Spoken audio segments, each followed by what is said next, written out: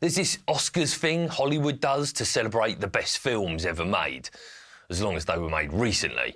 It's really exciting to watch. The coverage of it was amazing. I mean, it's got loads of famous people in it, so it's like a film, but better, because it doesn't have the boring story bit. It was exciting this year because two of our actors were up against each other, Eddie Redmayne and Benelin Thundercrack. They both played geniuses, but different flavoured geniuses in these incredible-looking films. One of them played this sort of computer genius who looked a bit like Sherlock Holmes. You need me a lot more than I need you. I like solving problems, Commander. He was so good at computers, he did hacking before computers were real. He had to make a big computer out of bits of typewriter and spinny power station things, and it was so powerful it killed Hitler. He was called Alan Turing, and the authorities persecuted him because he was gay. Then they drew a veil over it, which is where the phrase Turing Shroud comes from. And the other one played this sort of Austin Powers man called Steve Hawking, who got cleverer and cleverer until he turned into a sort of robot. Anyway, Eddie Thing won, which was just amazing to see. Thank you. Thank you. People said it was sort of annoying them two got nominated. It proves acting's just for posh people now. But you can still act without being posh. You just have to do different roles. Like, my mate Paul pretended to be in a neck brace for 6 months to get money from a car insurance company, and he won an award after he'd gone to court.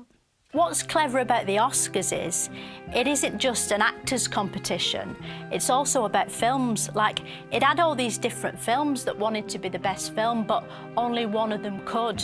The best films showed all the different things you can make films about, because there's one about a man, and one about a man, and one about a man, and one about a boy turning into a man.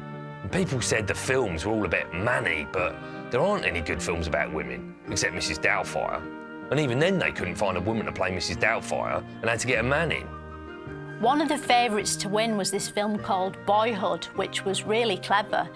It was like 12 Years a Slave, but he was 12 years a boy. Being a boy didn't look as bad as being a slave, but he still had to do stuff when people told him to. Put that homework in your backpack. Go eat! The main actor was amazing because he played a boy and played a man, and he played all the bits in between.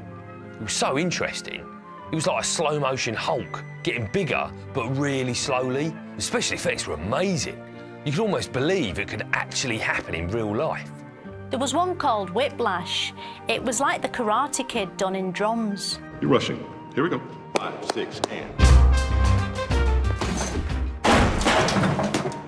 It's probably the best film there's been about drumming since that brilliant one where the little rabbit wins the battery competition.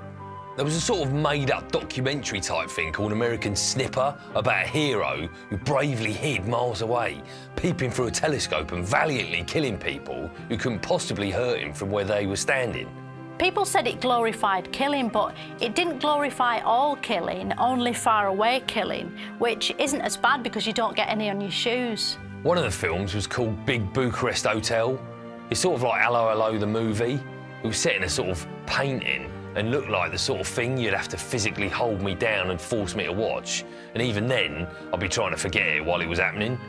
There was one called Birdman, which is about a superhero pretending to be an actor, or the other way around.